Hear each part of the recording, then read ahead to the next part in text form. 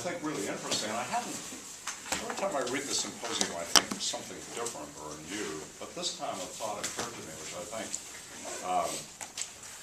was spurred a little bit. I think it was you, right, who made the comment that the way the symposium begins with the deferred thing was epistemic. That is, we were getting closer and closer. Was that you?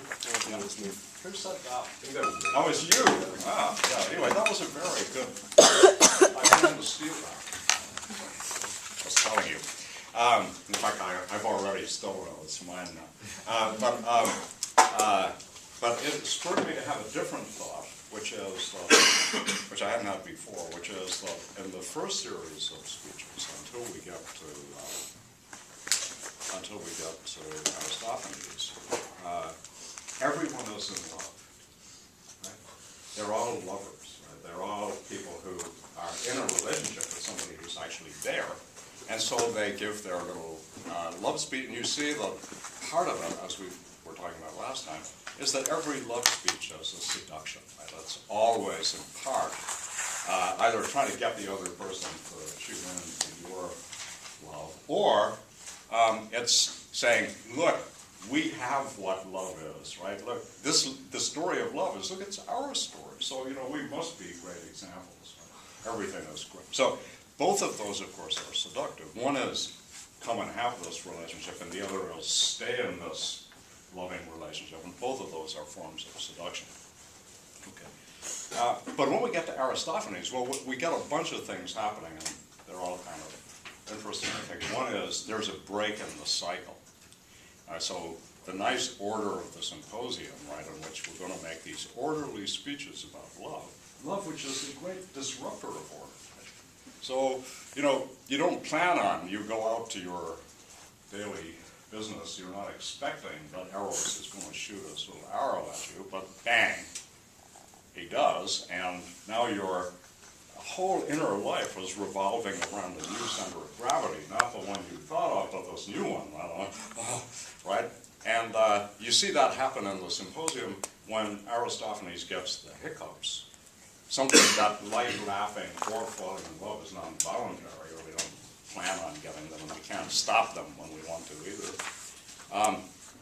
Right? He gets the hiccups, and so the order is disrupted. But the other is that Aristophanes is not in love with anybody. He doesn't give a speech like the others. In fact, he gives this incredible sort of encyclopedic picture of love, of all the different varieties. There are male and female homosexuals, heterosexuals. He leaves out the asexual, and he leaves out some other ones as well, but nonetheless, you see that his little model is intended to be quite global. So that's one of the things that we want to think about. We're going to talk a little bit about Aristophanes today, because that's perhaps one of the most famous pieces of the symposium. Then the other thing that I wanted to mention is Eryximachus. So Eryximachus is the doctor, right? And Eryximachus makes a distinction between good love and bad love. And that's a very important sort of way of thinking. Do we think there is such a thing as bad love or good love, right? Or do we think that love is essentially sort of whatever it is, it's not one or the other? And I want to talk a little bit about that. And then there's the other disruption, or the other break in the pattern, is that Socrates, when he speaks for himself, but he doesn't give a speech, he cross-examines Agathon about his speech. Right? And he says, this is the way, you should do it this way. And he brings out something that's very important, and we'll come back to that, what that is, either today or next day. Then we'd be ready to start talking about Diotima and the ascent of love, which is one of the key points in this symposium. Okay, so why don't we make a start by talking about, kind of in order a little bit. We won't bother too much about the speeches of the others. They've got interesting material on them, but let's look at a little bit at Eryximachus and the idea of whether you think there's good love or bad love, and how Eric Simicus portrays the two. So he says, oh, there's this good kind of loving, and then there's another kind that's not good. And let's take a look at those and see what you think of what he says, and whether you agree with him that there's bad love, good love. So let's see if we can find what Eric Simicus says.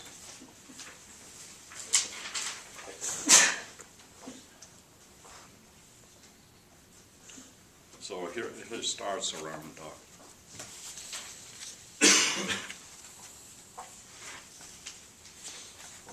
page 42, if you have this version 185E.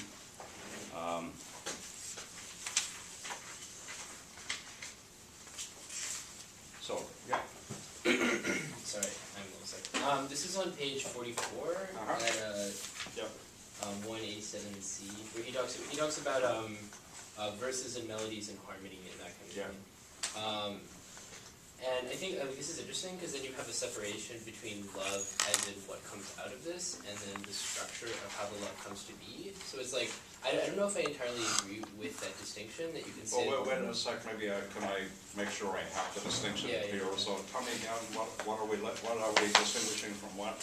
Or I guess, do you want me to read the passage? Or? Yeah, go ahead. Yeah, he says, these effects are easily discernible if you consider the constitution of rhythm harmony in themselves. Love does not occur in both its forms in this domain. But the moment you consider in their turn the effects of rhythm and harmony in their audience, either through composition, which creates new verses and melodies, or through musical education, which teaches the correct performance of existing compositions, complications arise directly and they require the treatment of a practitioner.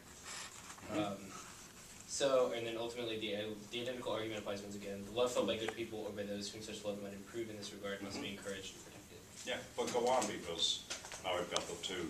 Yeah. This is the honorable heavenly species of love, produced by the melodies of Irina, the heavenly muse. The other produced by Polyhymnia, Hymnia. The muse of many songs is common and vulgar. Extreme caution is indicated here. We must be careful to enjoy his pleasures without slipping into debauchery. In this case, I might add, is strictly parallel to a serious issue in my own field, namely the problem of regulating appetite. Yeah. So can I just give a little bit of context, and then you tell me what your issue is. So the context is, first we see that because Eric Simicus is a doctor, he tends to medicalize how he's going to treat love. So for him, everything is a medical problem. He's like economists who always see everything as an economic problem, right? Because that's what they're good at. That's what they love.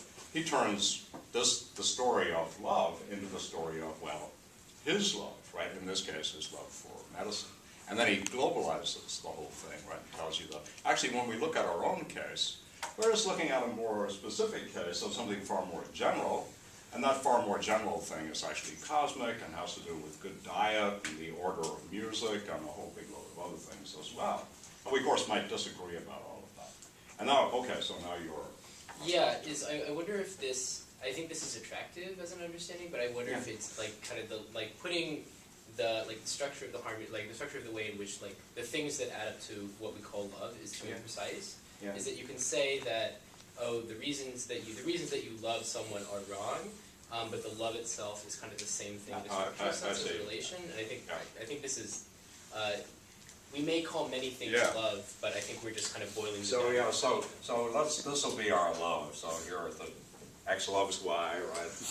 And you might think, well, this is always good, right? The loving is always good. And then you think, but it can of course lead to really bad things, right? So maybe you love sweets too much, candy too much. And the love is okay. It's just that, right, there's something else that makes it not so good. And that you think that's the thought that's going on. Or I think that's too imprecise. I think saying love is good in itself is something. It boils down desire and makes it too general. Is that what the structure of this harmony and this harmonic structure, be it good or bad by his standing, has an effect. It doesn't just add up to capital L love that is good. It adds up we're putting we're inserting the concept love in, and that prevents us from understanding the ways in which it changes and becomes desire, like this harmony. So like loving sweets, for example. Yeah. Is like you can love sweets because you like sweets, you love sweets, Yeah. or you can love sweets because I don't know, consuming large amounts of them helps you deal with some problem. Like you like to feel full or something in the shoulders. But so it's I think it has. So it seemed like can I parse out a string in the thought? So one of the thoughts you could have is, well, look. So you could think love is good. That is, all by itself it's good. Then you might have a different thought, which is that when love is controlled by something,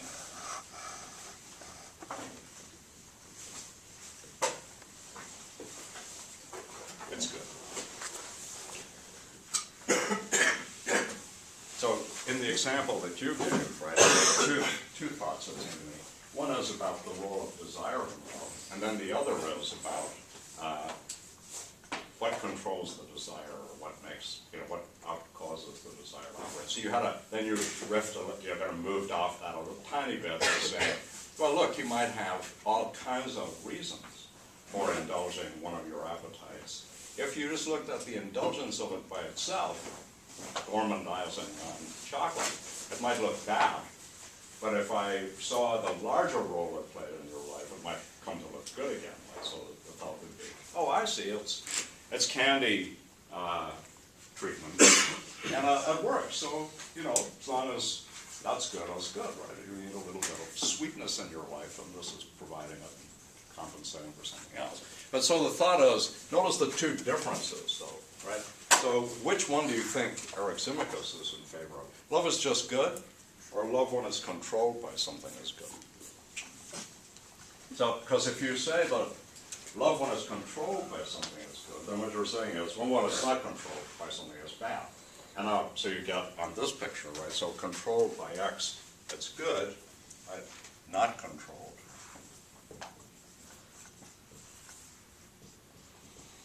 by X, it's bad. So that's the good love and the bad love. So what's the controlling element if you think Eryximachus goes for that model? Yeah. I wanted to ask you to clarify that actually, because I'm not could you concretize what it means for love to be I controlled can, by yeah. So here's one thought is, just fall in love wherever you want, right? Love is always good. An arrow strikes, that's an end of story. Different thought is, you should, when the arrow strikes, but before, so to speak, the poison has gotten in your bloodstream, you should ask yourself whether or not this is wise. And then you think, okay, so maybe I can stop it from taking over if I, so maybe it's this, right? You see that the person that you've, fallen in love with really is a terrible person. So it'd be really bad news for you to be in love with. Now, often that makes us love even more because we think we can reform. But if, for example, if you were in a Trollope novel, right, and you were the poor but beautiful woman, right, and you fell in love with an equally poor man, and he loved you, your practical wisdom might lead you to put the brakes on and say, wait, we can't afford to marry each other. You've got to marry an heiress. I've got to marry a wealthy man. That's just the way it's got to be for people in our social class, right? So now what you're doing is you're saying something has to at least try to keep a hold of the love. Yeah. I would say that in the other case, what you were saying as love that is not controlled, Yeah. I would say that would be controlled by something like appetite or instinct. I would just say it's controlled by a different thing. So it might be that this is always being controlled by something, and I think that was the thought that desire enters into it, right? And the question would be, and that's an interesting one about what we think might be intrinsic to the love that does some controlling when you fall in love. But then there's this other thought, which I think is the one that Eryximachus has, which is something like this, that when love is controlled by reason, as, for example, appetite is controlled by medicine, right? When you do eat what the dietitian tells you, or as the doctor orders, then your appetite for food leads to health and well-being and good. But when it isn't, it leads to terrible things. In music, when sound is controlled by harmony and all those things, it sounds really good. But when it's controlled by nothing or discord, it sounds awful. That's true everywhere. Cosmically, the world is ordered in a good way, right? But when it gets disorderly, it's bad. So what you're seeing, I think, so when we think about the big X, I should make that a bit clearer. I'll have that be A and B, so we don't get our X's and B's all mixed up. When A loves B, when we're controlled by X, and for Ericksonians, this is reason. So when reason and harmony, order, structure, that, and that's in a sense the way you think, well, what a craft does, like medicine or an art, like medicine or science as we'd call it, like medicine does, right, is it orders and controls a whole big load of material so as to produce good outcomes. And so Eryximachus is saying, see, love by itself, left uncontrolled, that's chaotic, right? But when it's controlled by prudence or reason or order or structure, notice how that replicates the story of the symposium itself, right? That the symposium says there is order to drinking. When you get together to drink and talk, the symposiarch, the one in charge of the symposium, says, okay, we're going to drink this much, we're going to drink in this order, and we're going to stay in that happy state where, we're loosened up and ready to talk, and we're all harmonious and everything, but we're not going to get stinking drunk so that we can't understand the speeches, and I'm going to arrange it and order it so that happens. And that's an example of ordering of an appetite so as to bring about a certain kind of good, which if the order isn't there, the good lapses. What we get are breaks in order and then reestablishing of order, and then at the end we'll see that brought back to our attention again. But being orderly, being able to control, that is good. And so I think one of the things we'd want to think about is that. So I think that, so, because one of the thoughts, this is the one thought I always have, when somebody wants to control something, I always detect an anxiety, right? Why are you so worried about that? What do you think will happen if you don't control it? And control has a feature that I just want to put, and I'm just going to sort of give you this to think about. I'm not going to follow it. That's something I'm very interested in. As an idea of closure. So thought is, so think about a love story as a kind of control mechanism.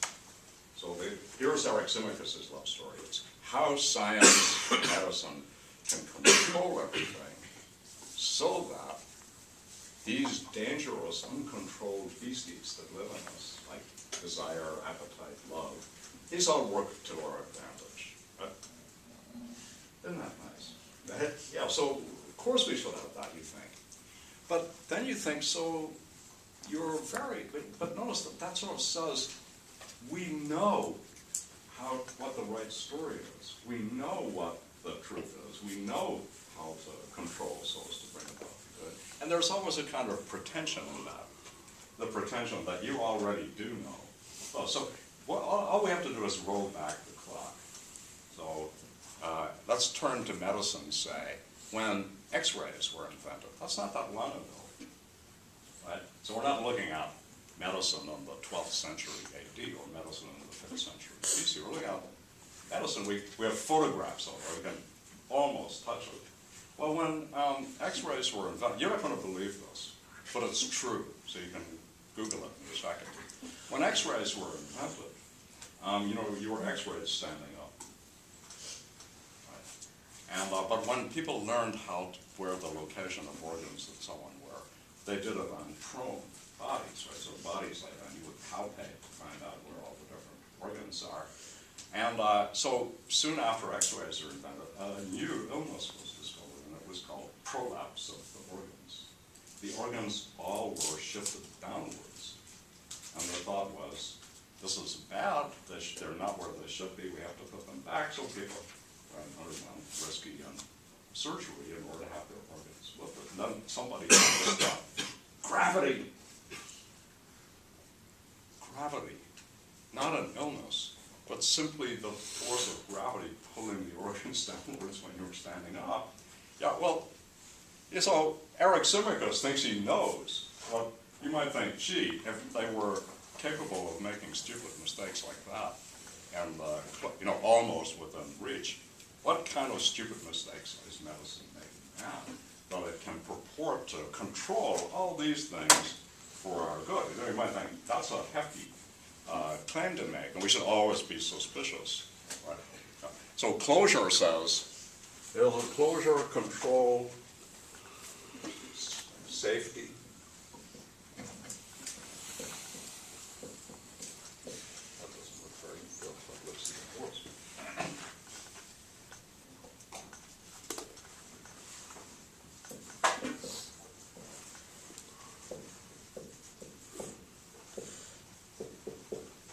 All these things, they're all part of the picture. So, could love be made safe? Right, that's the thought, right? So, what could make love safe? It's a risky business. Tying your life up together with somebody else, weaving your story together with them, putting parts of your body into their body, or vice versa, always dangerous diseases, all kinds of things can risk. How do you make everything safe? I just say that, that a condom is often called a safe, right, as a way of sort of, protecting you from all those germs and things that God knows what's in there, right? But that's just an allegory, right? A sort of vision of a whole set of other things that we take a big risk when we wind up. And I thought, could we make that safe? Could we make it so that it always works for the good? What does Eric Simicus say? Yes, we can. And I can tell you how to do it too, moreover, because I'm a doctor, and I know how to say it. And you might think, gee, that's a pretty big claim to make. Moreover,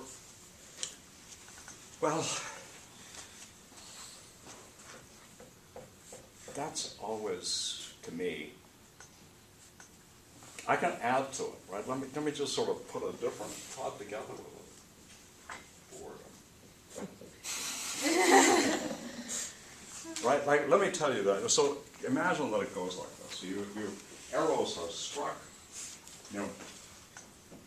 Now you're in love. You're talking about the future. And your beloved says, I've got it all mapped up. There's a real story of love. The good love, the kind that always works so that everybody is happy. And I know what it is, and I'll tell you what it is. And then we'll act that one out. So we'll take that, that'll be the plot of our life together from now until death do us part. And there's an elaborate scheme, right? So first we're gonna, then we'll do this, then we'll do this, then you'll feel that, and I'll feel this, and you'll do this, and I'll do that, and we'll do this. And I think you might be forgiven for falling asleep somewhere in the middle of all of that. I'm wondering whether you really want to be in love with somebody who's such a control freak. That's the downside, which is that when we go on an adventure, unless we're extremely old, we really do want some excitement. We want something to happen, right? We don't want everything to be scripted, because that's dreary, right?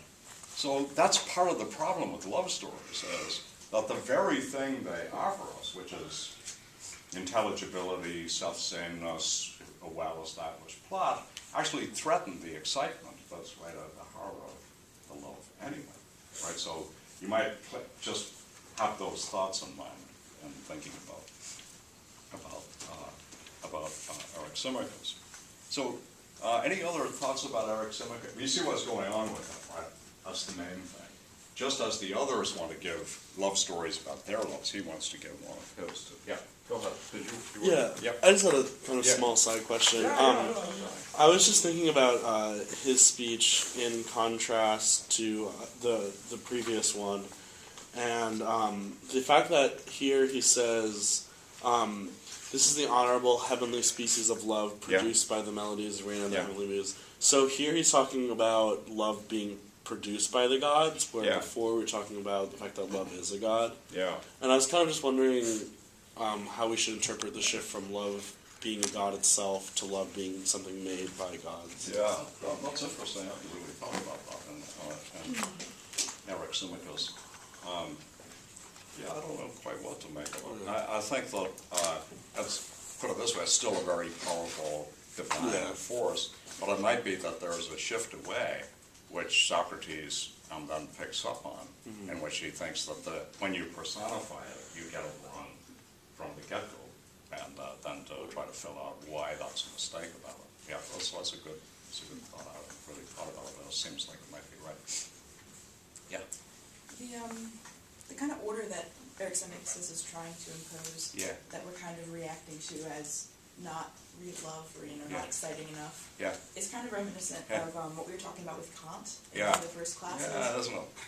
Where and you have a quote in here, like the creepy solipsistic nature of this transaction. And that seems kind of similar to what he's talking about here and what we're. I thought that's a good observation. I think the history of philosophy, to a large extent, is a history, I think, of the same story being told over and over again, but with slightly different terms. And so it's always the up and the down, the good and the bad of it, right? There's kind of dichotomous division. And then just how you put, what filler you put in, depends on the background story. But needless to say, I mean, where philosophers are a bit like Eric Simicus, right? What are they good at? Well, they're good at arguing and reasoning and constructing stuff and beating things to death, right? So, they naturally they want to turn everything into a philosophical problem, right? So they think, well, listen, hey, we're really good at analyzing these damn things, so why don't we do that?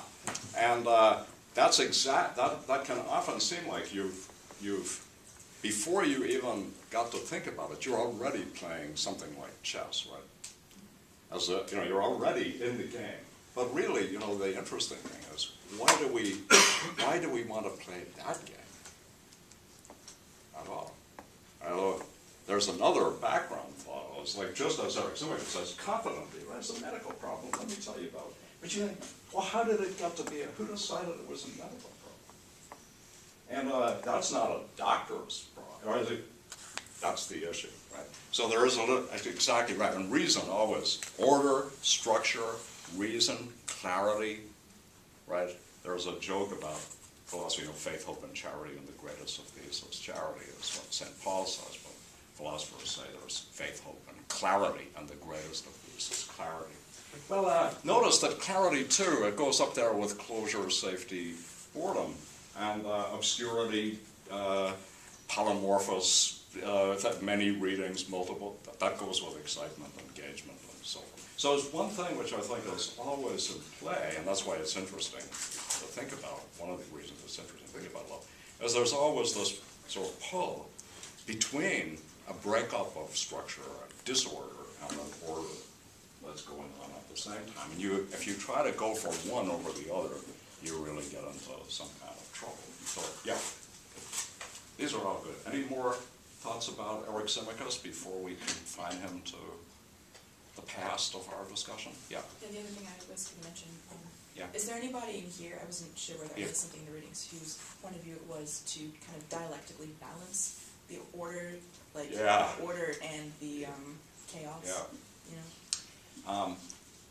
Well, so Plato is trying to do something like this, right?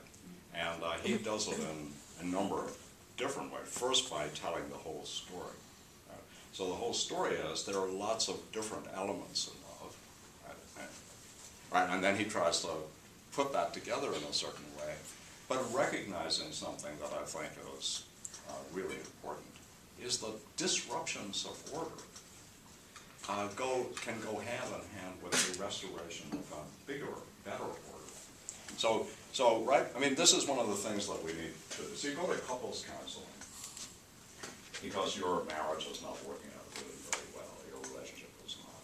And the counselor, a good counselor, listens to the two of you try to discuss an issue that is important to you. This is the problem we're having. The guy confidently mentioned that it's a heterosexual couple. Guys, so this is the problem we're having. And the wife says, that's not the problem we're having.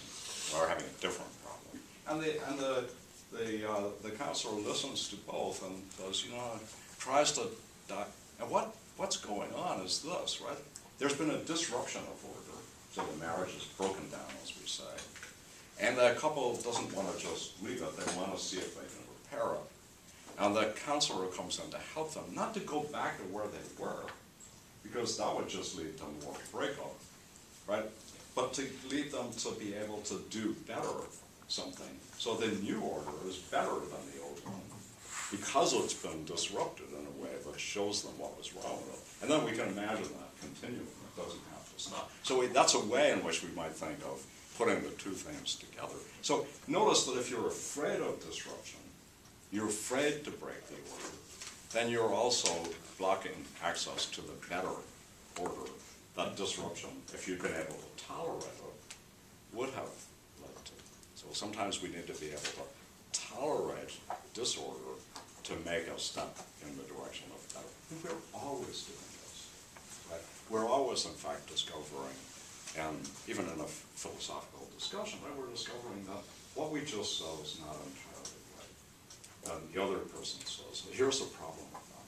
Well, you could have two thoughts. You could think, I should just shoot you, right? Because I want to cling to that view, and here you are disrupting it. So, right, let's put an end to people who disagree with us. I mean, this comes right out of the newspaper, so it's not, right? We can tell that we live in a country now where one-third would like to kill the other two-thirds so that it can go back to the 1950s and, have it without disruption, right? And that seems stupid, right? It just seems like that's impossible.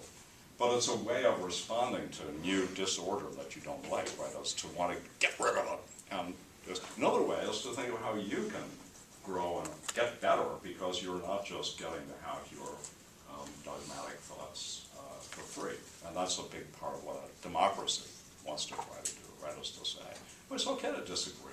We just have to find a way to do it without needing to kill each other. That requires us to develop tolerance for disorder, tolerance for another, tolerance for people we don't agree with, tolerance for people we even hate, right? That's very difficult to achieve, but that's a microcosm or macrocosm of the microcosm of working out.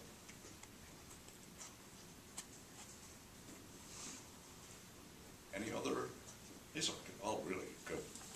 So. Well, maybe we'll move on to Aristophanes with the possibility always of moving backwards. So Aristophanes gives, after his cure of his hiccups by the doctor, right? He says, okay, now I'm ready to give my speech out of order, my disorderly speech. And he tells us a speech about, which we all know part of anyway, which ends up with the thought that love is looking for your other half. We're incomplete beings. Once we were complete, now we're incomplete. We threatened the gods. We were pulled into two parts. There are all kinds of cool stuff about turning around. It's a great story, and it sticks in your mind. And so love is looking for your other half, looking for the thing that will complete you, that will make you more like you were before.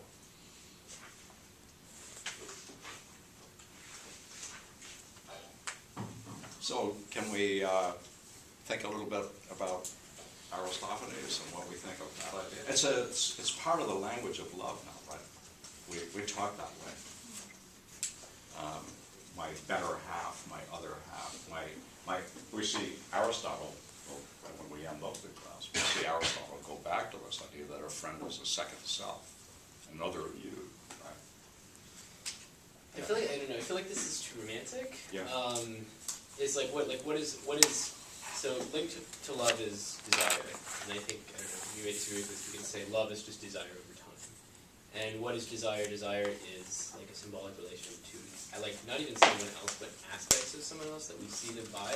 So if I say I look for my other half, really what I look for is who is the collection of symbols that most transparently matches my desires, that I can possess and contain and bring into myself and gain enjoyment from. So here's a picture that me if you think it's like this. So we might, so we'll just have a little side bar on desire. So that your thought was first, love is a desire, some desire or other. And then I'm going to, so that's what desire looks like.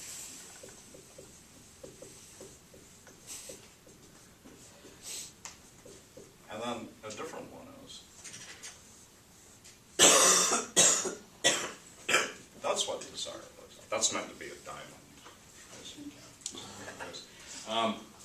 Right?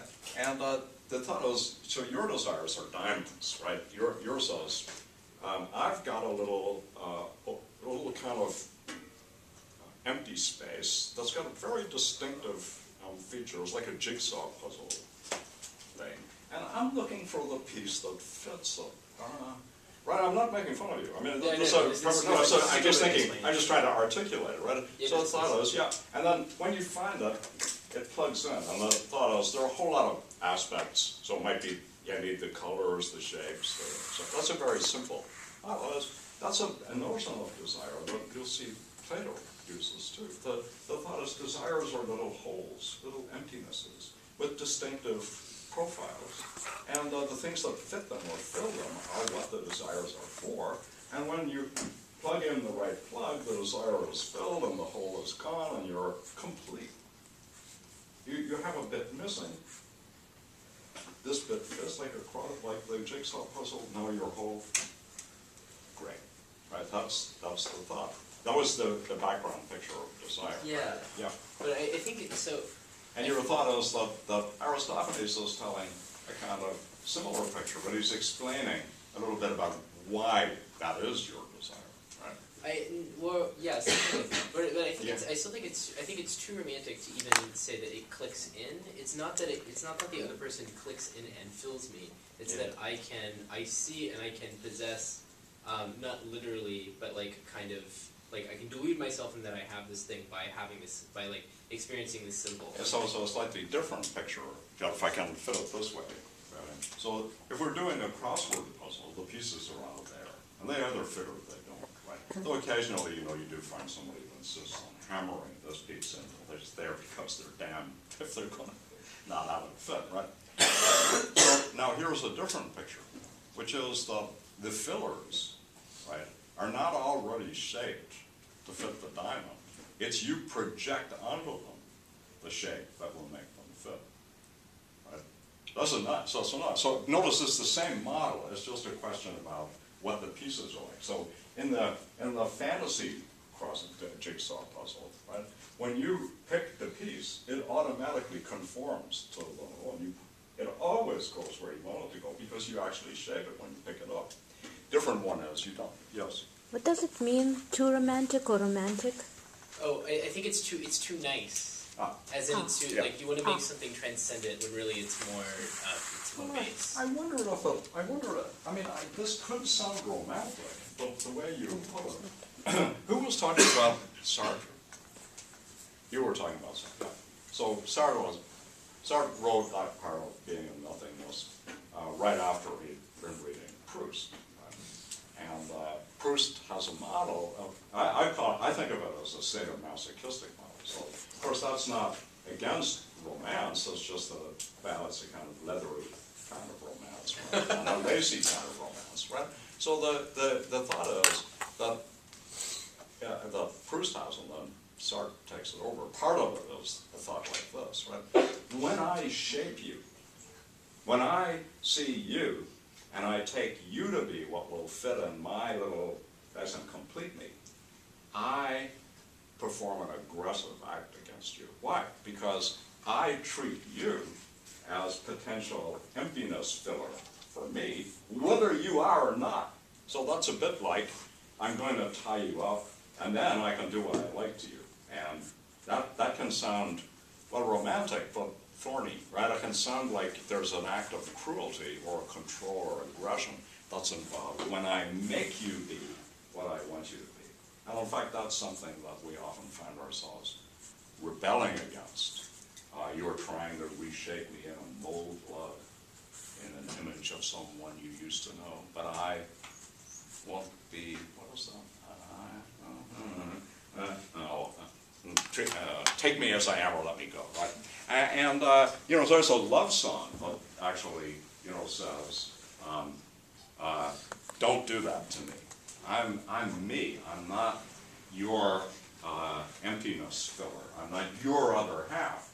By the way, that's a very, if you think about it, right, on the way that Aristophanes imagines it, right, the two fit together, so it's kind of mutual.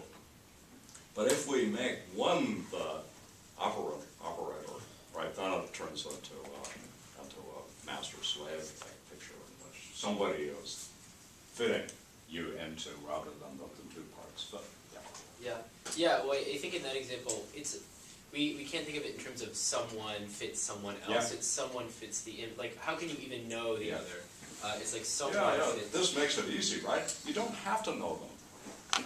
You just fit. You just make them be what you want them to be. So that's the problem. There's our fantasy force that coerces or sort of set. But then nastily, unless they're completely jello, people rebel against being co-opted that way and turned into your little satisfying. So I'm riffing a little bit on your suggestion, but I think it's a very good. I mean, these are what I think we do and what you conceive of.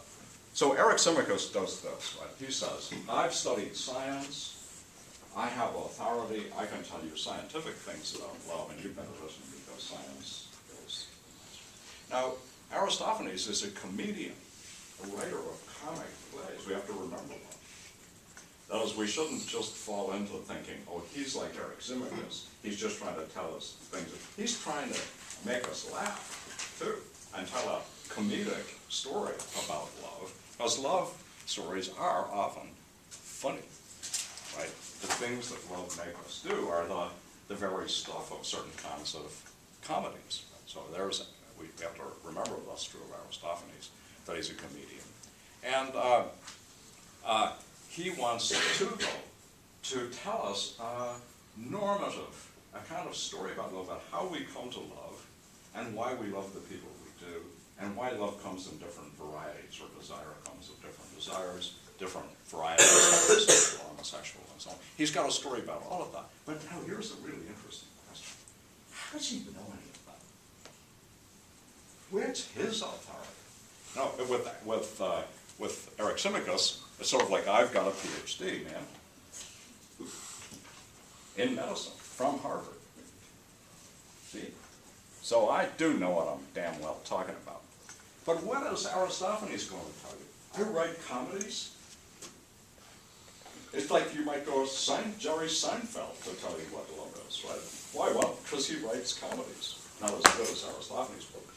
Pretty funny. Yeah, go ahead. I feel like he might say that to be a good writer, he has to know people.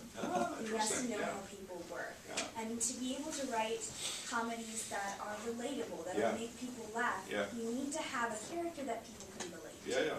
That people can see themselves in. Yeah. So I think he'd say, well, I know a lot Yeah. about people if Yeah. I'm successful. Yeah. So this is where my authority comes from, even if I'm not a lover myself. That's a other great people answer. are. Yeah. You've sort of been there to defend Aristophanes. If somebody had asked him this question, that's a great answer, which is we might say the writers of great love stories know more about it than scientists and others do. Why? Well, in part because we might think that love is not the kind of problem, or not the kind of concept or issue that a doctor or a scientist is going to tell us about. It's part of human life, and people who understand or are good at portraying human life have the requisite kind of knowledge.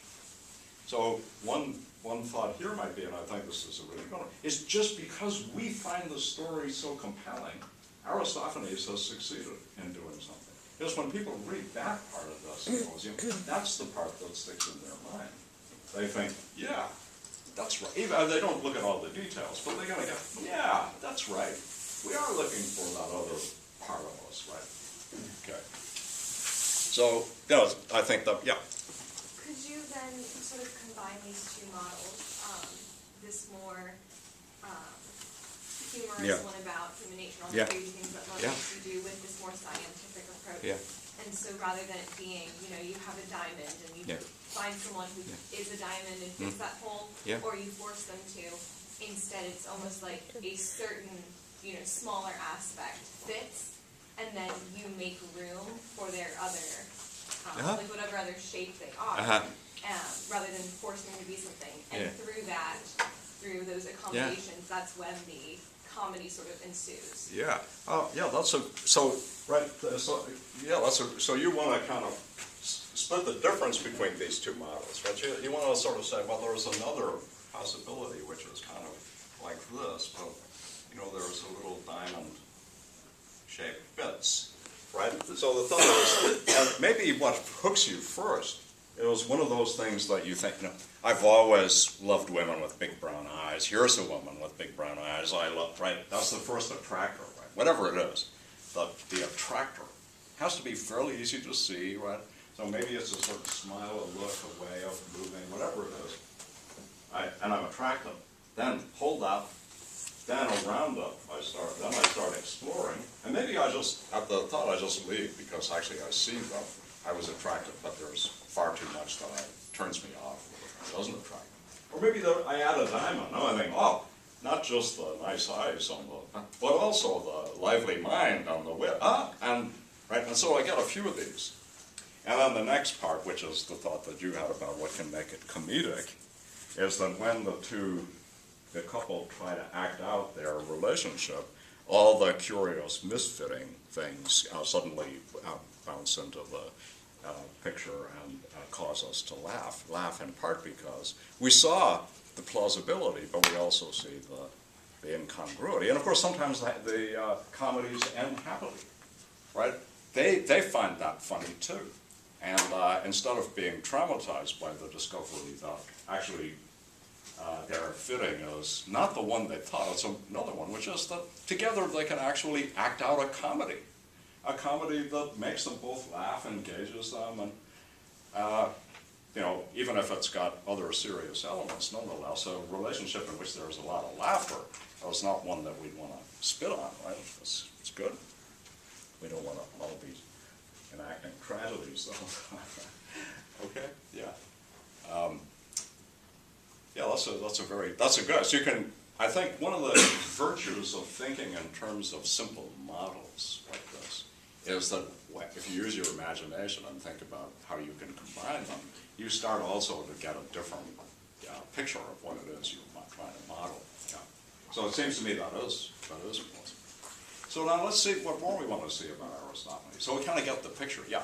I just felt like, just a thought that kept coming back to me is Yeah. everybody kind of gave him a hard time Yeah. because he's the comic. Yeah. I feel like nobody really took him seriously. Yeah. But he told a story that people want to hear. Yeah. And I think that makes him no less of authority than anyone else. Yeah, no, I think that seems that right. I think, in fact, the fact that we find his story compelling tells us that he, as Alina suggests, it tells us something about his knowledge of us, right? Which is that he knows we will find it attractive.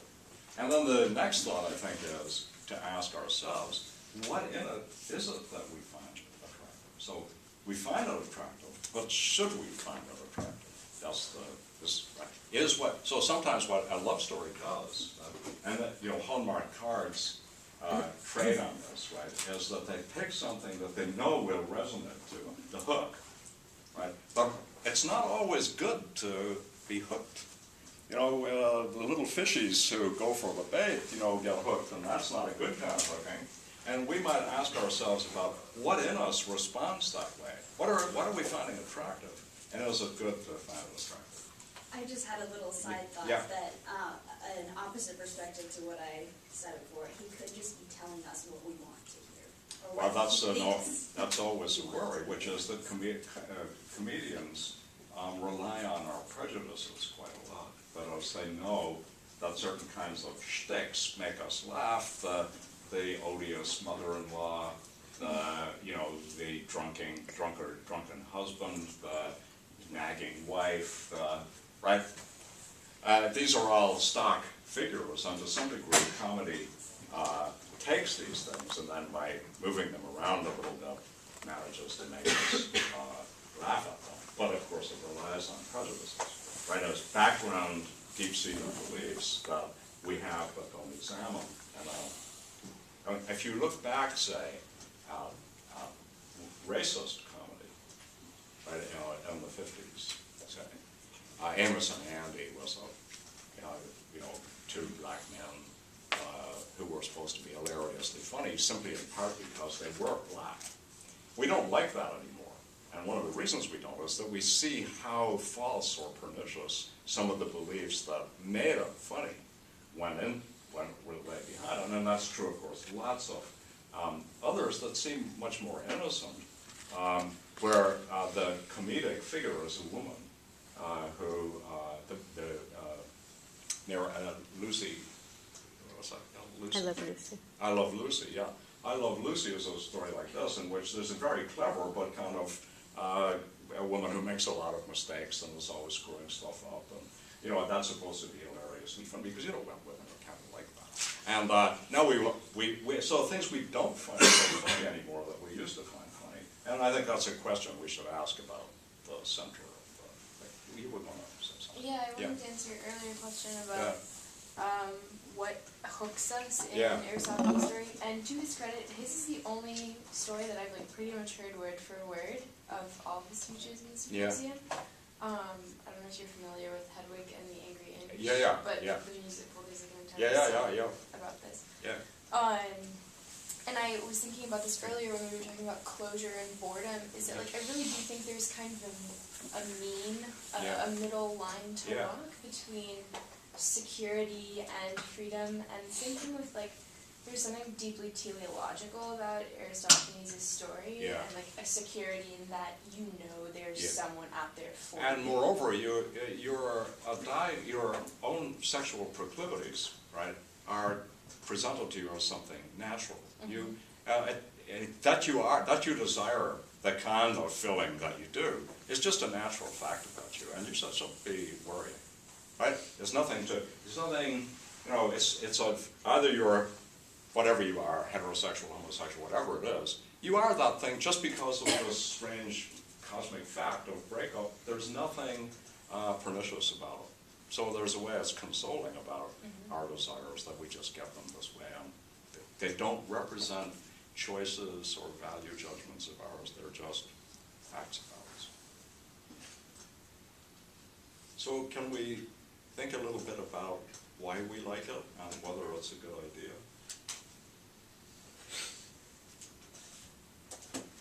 Yeah, I can tell you. Did you want to say something? Yeah, I do like that story very much. You like that because story? It also yes, I do. But because We it's also all like a it. chance of it is Yeah. very small. Think about it. It's all over the world. They are, the story Well, goes that with it. that So what are the chances you'd find it? I don't. There's a little bit of. It all depends on how nuanced the desires are, right? So if they're. So imagine, for example, that they really are such that if we just did a global search for. Imagine a massive Facebook, right? So everybody is on there, and you can do a kind of search. So you plug in your requirement, and it comes up 0. Right? Then your desires are a wee bit too fine-tuned for reality. There's this nobody meets them, right? And then but the thought is, are our desires as fine-tuned as that? So one thought is, right? So one thought is, you come to Facebook with a already shaped desire, and then you look to see what goes on. But here's another thing that happens when you look at Facebook. You see things to desire other than the things that you see. So this is about, so the thought is, when you form this desire, so to speak, when you have this desire, you have with a limited set of things, but other things can spark your desires. Desires in that sense aren't fixed. They get created, and that's how consumerism works, right? They get created by our being presented with new objects of desire. So you thought you wanted, but what about this stuff? Well, I could want that. Okay, so And then riffing a little bit on that, just hold that face up. What about that? And then you say, okay, I'm changing my desire thing a little bit. I think I could want a little more things than there are out there. And then you get 3,000 hits. It seems to me that we shouldn't, so notice that all that is encoded in the Aristophanic story is you need another part. It doesn't tell you how nuanced that part is. It's just whatever completes you. But I think one of the questions we want to ask is, what is this completing stuff? Right? I mean, it does sort of sound like, well, I used to be a sphere, then a bit got pulled out of me, and I want to be a sphere again. So can I find and you think, well, what do you want to be a sphere for? Because of anxieties that come in and other things that, because now you're not whole, and things that coming in and they hurt. Yeah. And so that's the chance. But isn't that, how would you put it, isn't the cart on the horse getting put on one order rather than another? I mean, suppose it's like this. So notice that to explain the anxiety, I have to ask, so the thought was, well, I'm anxious about not being a sphere. And, right? And you think, well, why are you anxious about not being a sphere? What do you think being a sphere will do for you? And that's to ask this question. What do you think this completeness is that's so desirable? Right? Is it like this? Then I'll be invulnerable? No. Like, as in the Aristophanic story. Remember, the gods say, right? Oh, those damn things, they threaten us. Better break them up. So that makes it sound like... To know yourself well, to know what will possibly complete you or give you, rest of anxieties. You have to know yourself. Well, somewhat, or at least make an attempt, no? Well, I think the first question to ask is, yes, we all have anxieties. Then the next one is to ask, what do we think would cure them? And then usually we have what I think of as fantasies about curing them. And one such fantasy is, I'll never be anxious again, right? That is, if I had this, then, right? And I think the worry is that when we tell ourselves the story about what will assuage our anxieties once and for all, or if that's what completeness is, that no more anxieties, then we have to ask ourselves, would it be good for us to have no more anxieties, right? What's so bad about anxieties, right? I mean, some, of course, are debilitating and just completely destructive, but others are just part of being the kinds of creatures we are, right? So what is this? You have a physics exam tomorrow and you won't be anxious about it? Maybe that's not so good. Maybe you should be a little anxious and therefore prepare, right? It all depends on what role the anxieties are playing. Yeah. I'm thinking of the stress curve in psych that's like a model of like how stressed out you are and how productive you are because of it. And just if you kind of substituted like love and anxiety for those, I think you need a certain, like, I don't remember if it was in Love's Communication, so just jealousy is like an inherent part of erotic love. I think you said this. That like, and that goes along with anxiety. There's a certain amount of anxiety that I think is healthy in a relationship or in keeping two people complete, so to speak. But like I feel like this is why some people decide to get married, is to kind of like curb the like very maximal anxiety and bring it down to a level now that's you're mine. manageable. But of course, one of the things we've done, and I think it is, so it's true that there are certain kinds of very deep-seated anxieties that we find or try to find some way to ameliorate as we, right? And one thought is that in getting married used to be that, well, now you were married forever, and so the other person couldn't leave you, and that was kind of reassuring. Typically, though, there was the downside, which, again, if you read 19th century novels, you discover it, which is the rich man wants this woman. She doesn't love him, and he kind of knows that, but he wants her anyway, right? So it's kind of like a trophy wife. And then he gets her, and then he has her. But that's a two-way street, right? Because he's now shackled forever to someone who doesn't love him and is actually not with it allowed powers to make him pretty miserable. So, it's sort of, now we're in the same room together and we can't get out. And we can't get out. We can have two sides to it, right? But I think that's right. I think that marriage in part, not in whole, does play a sort of role of saying, we've made a commitment that therefore will act as ballast against perturbations, right? Because we are sort of think we should sort this out rather than we should just break up. Yeah. I would kind of call back to your image of, like, I was a sphere, and now I'm not, why do I want to be a sphere again? Yeah. And say, this particular story appeals to us a lot because as a society in general, our society values romantic love and attachments a whole lot. Yeah. To the point where sometimes it'll be like single people, like, you're weird. Why aren't you trying, if you're not trying to be in a relationship, why aren't you trying to be in a relationship? Yeah. But the other side of that would be, if I am not happy with myself as I am, how can I be sustainably happy in a relationship that's most likely not going to last until the end of, like, it's like the disruption. You need a certain disruption to know that we as humans, we change. Our lifespans are way longer than they used to be. That's why, well, probably, but another reason why divorce has gotten, divorce rates has gone up is because as people we change, but the fact that our society tells us that we have to stick with this one person the rest of our lives can really mess with the person. So can I pull out a few strands from that, I think all of which is good and reasonable and so on. I think one thought is that this is a bit like with your projection story, right? Which is that projected onto, actually I am a sphere, but projected onto me by my society says, you've got a piece missing.